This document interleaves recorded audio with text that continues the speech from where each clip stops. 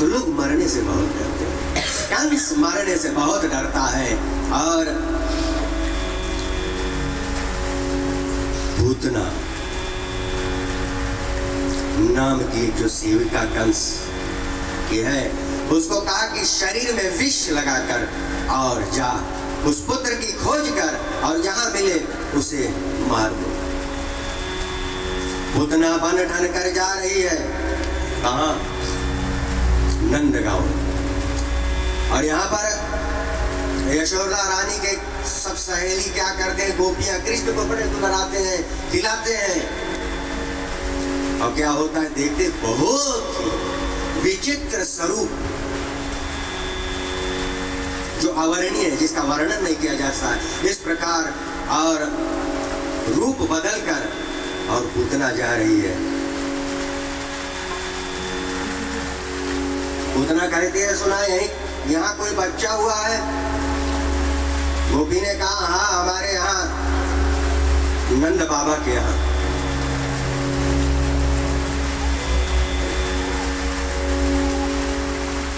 नंद बाबा के यहाँ हुआ। आपका कोई रिश्तेदार है? बोले मैं उनके पत्नी का परिवार का हूँ। गोपियां सोचती है कि इतनी बन-ठन कर आई है, ये तो कोई राजकुमारी लगती है, तो जरूर नंद का की कोई साली होगी, शायद कभी नहीं आए होंगे।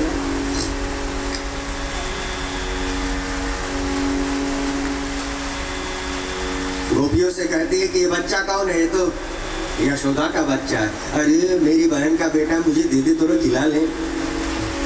गोपियां सोचती है कि ये तो वास्तविकता में और परिवार की है और उसको दे दिया खिलाने को। और क्या होता है, गोपियां अपने कामकाज में व्यस्त हो गई और पूतना ने क्या किया, उसको स्तनपान कराने लगी, दूध पिलाने लगी, क्योंकि विष लगाकर शरीर में आई थी। और कृष्ण भगवान ने सोचा इसने मुझे अपने हृदय से लगाया, अब भगवान को एक बार हृदय से लगा लो तो भगवान उसी के हो जाते हैं।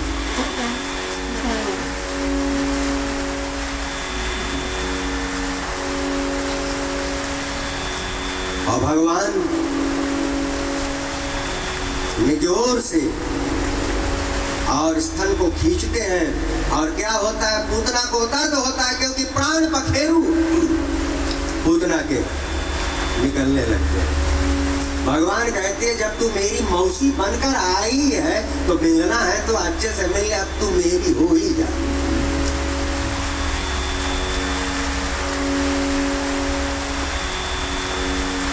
वास्तविकता में तू राक्षसी है, लेकिन मेरी मौसी का रोल में आई है तू, तो ले, तुझे मैं अपने धाम ही भेज दूंगा।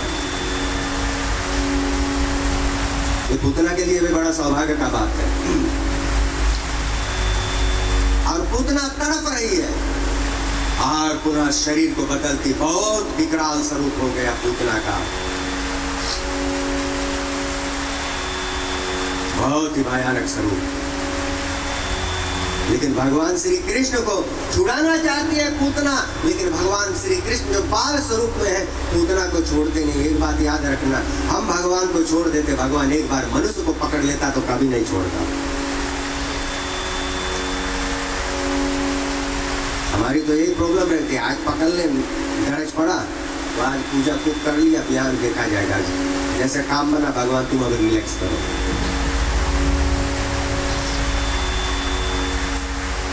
तो भगवान जिसको थाम लेते हैं उसको छोड़ते नहीं है, याद रखना। और पूतना धड़ाम से गिरी और उनके प्राण पखेरु उड़ गए। फिर भी कृष्ण ने उनके छाती पर बैठे बैठे आनंद ले रहे। किसी ने देखा और दौड़ा,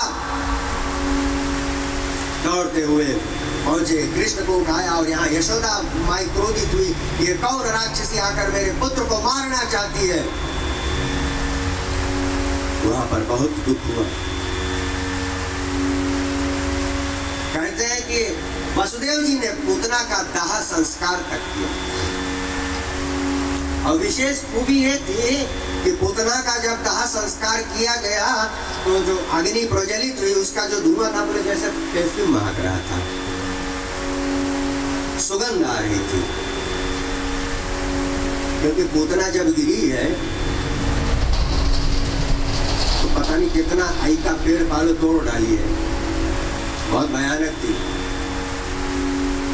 और उसी को इकट्ठा करके चीता बना दिया। कोई संत का मत है कि वहां चंदन बहुत इसीलिए सुगंध हो रही थी।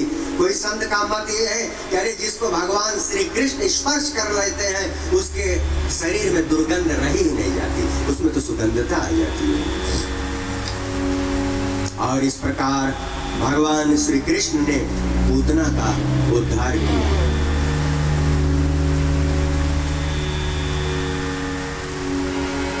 बोल बाल स्वरूप कृष्ण भगवान की।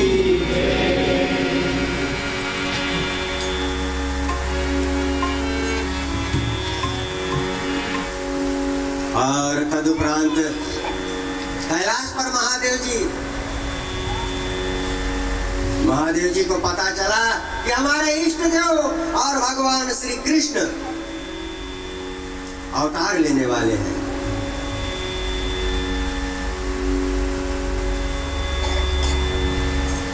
अति आनंदित हो रहे हैं पंडित जी। और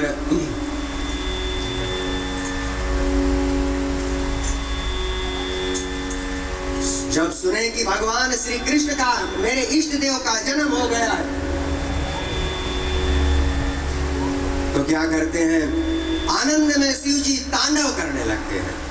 और आज बहुत खुशी की बात, हमारे छोटे भाई पंडित अनुराग शर्मा जी हैं, अरे बहुत सुंदर शिव तांडव करते हैं। वैसे तो ये तो नाच वाली है, नाचेंगे नहीं, लेकिन शिव तांडव जो है वो आपको सुनाएंगे। मैंने से इनसे अनुरोध किया था जिस दिन ये आए थे कि भाई जी आप कुछ ना बोलना लेकिन शिव तांडव बोल देना।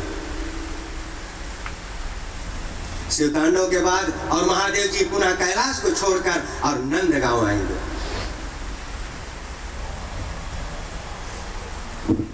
हेलो,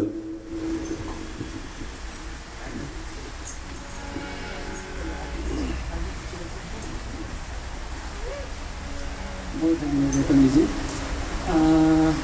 शिव तांडव बहुत सुंदर चीज़ है, एक ऐसा चीज़ जिसके विषय में पहले जानना बहुत आवश्यक है कि ये है क्या चीज़, किसने दिया, क्यों दिया, ये आ गया हम लोग के समक्ष, हम लोग क्यों ऐसा चीज़ कर रहे हैं।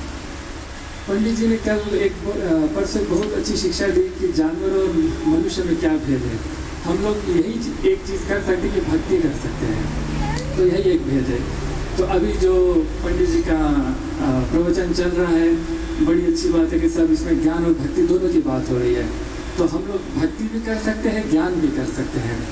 ज्ञान लोग इकट्ठा कर सकते हैं, बांट सकते हैं, लेकिन ज्ञान तो जानवरों में भी होता है, वो भी ज्ञानी होते हैं। बट किस तरह का ज्ञान, ज्ञान भी दो तरह का होता है, एक होता है विद्या है, एक अविद्या है।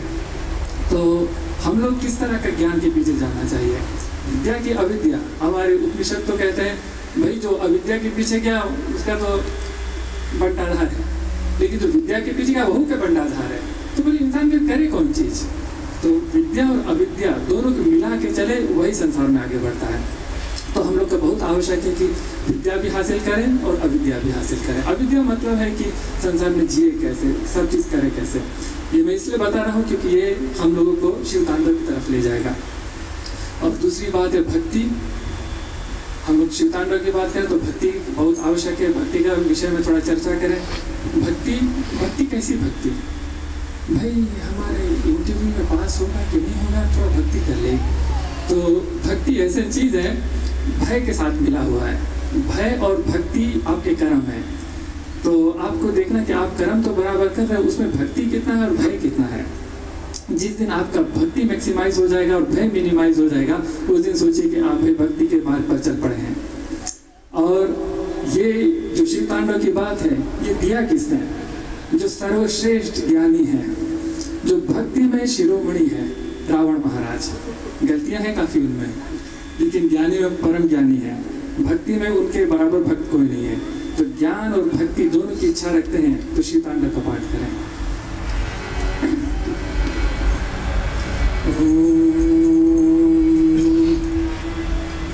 जटाटवी गलज्जल प्रवाह पावितस्थले गले लम्ब्य लम्बितां भुजंग तुंग माल्लिकां डमड्डमड्डमन्निनादवड्डमर्वयं चकार चण्डताण्डवं तनोतु नः शिवः शिवम् घटाकटा समं भ्रमा भ्रमन्न निल्पनिर्झरी विलोलवीचि वल्लरी विराजमानमूर्धनि धगद्धगद्धगज्ज्वलल्ललाट पट्टपावके किशोर चन्द्रशेखरे रतिः प्रतिक्षणं मम धराधरेन्द्रनन्दने विलास बन्धुबन्धुरस्फुरद्दिगन्तसन्तति प्रमोदमानमानसे कृपाकटाक्षधूर्णी निरुद्ध दुर्धरापदि क्वचिच्चिदम्बरे मनोविनोदमेतु वस्तुनि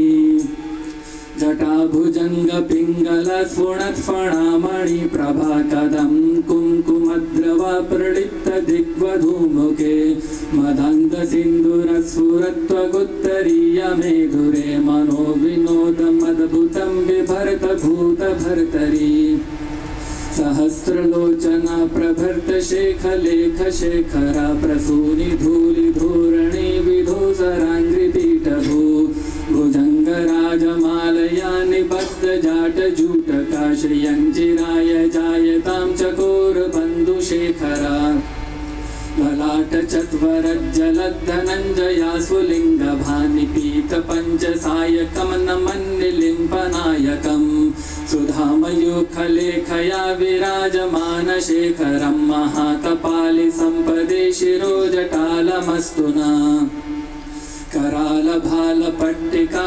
धगद्धगद्धगज्ज्वलद्धनञ्जयाहुतीकृता प्रचण्ड पञ्चसायके धराधरेन्द्रनन्दने कुचाग्रचित्रपत्रका प्रकल्पनैकशिल्पने त्रिलोचने रतिर्मम नवीनमेघमण्डले निरुद्ध दुर्धरस्फुरत्कुहूनशीतनीतमा प्रबद्धबन्धकन्धरा निलिम्प निर्झरीधरस्तु नोतु कृत्तिसिन्धुरा कलानिधानबन्धुरा श्रियं जगद्दुरन्धरः प्रफुल्लनीलपङ्कज प्रपञ्चकालिमप्रभावलिम्बकण्ठकन्दलीरुचि प्रबद्धकन्धरं स्मरच्छिदं पुरच्छिदं भवच्छिदं मखच्छिदं गजच्छिदान्तकाच्छिदं तमन्तकाच्छिदं भजे अखर्व सर्वमङ्गला कलाकदम्ब मञ्जरी रसप्रवाह माधुरी विजृम्भणा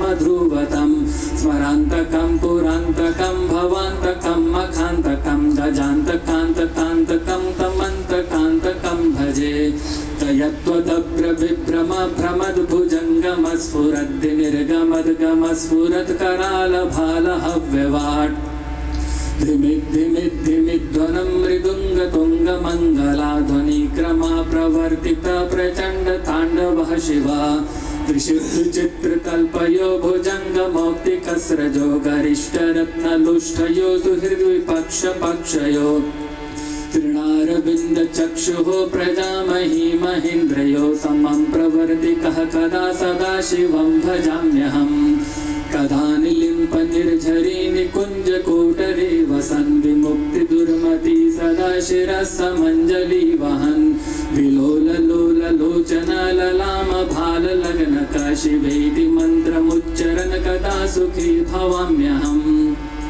निलिम्पनाथनागरी कदम्बमौलिमल्लिका निगुम्फनिर्भरक्षरणधूष्णिका मनोहरा तनोतु नो मनो मुदं विनोदनी महर्निशं परिश्रयं परं पदं तगं जगद्विषां चयः प्रचण्डवाडवानला प्रभाशुभ प्रचारिणी महाष्टसिद्धिकामिनी जना बहूतजल्पना विमुक्तिवामलोचना विवाहकालिं कध्नीं शिवेति मन्त्रभूषणो जगज्जगाय जायताम् इममिं नित्यमेव मुक्तमुक्तमुक्तमं सवं पठन् स्मरण धुर्नरो शुद्धमेति सन्ततं हरे गुरोत भक्तिमाशु याति नान्यथां गतिं विमोहनमितहीनां सुशङ्करस्य चिन्तनं पूजा अवसान समये दशवक्त्रं गीतं यः शम्भु पूजनम् इदं पठति प्रदोषे तस्य शिरामृतगजेन्द्रतुरङ्गयुक्तां लक्ष्मीं सदैव समुखीं प्रददाति शम्भुः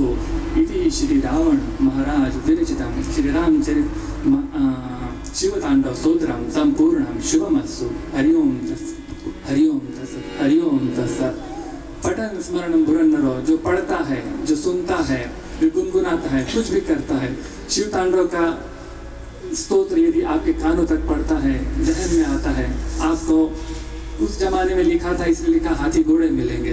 इस जमाने में आपको हाथी घोड़े नहीं चाहिए, मोटर गाड़ियाँ चाहिए, वो सब चाहिए। तो विद्या अविद्या हमको दोनों प्राप्त होगा। ऐसी शिव जी की आपको कृपा है।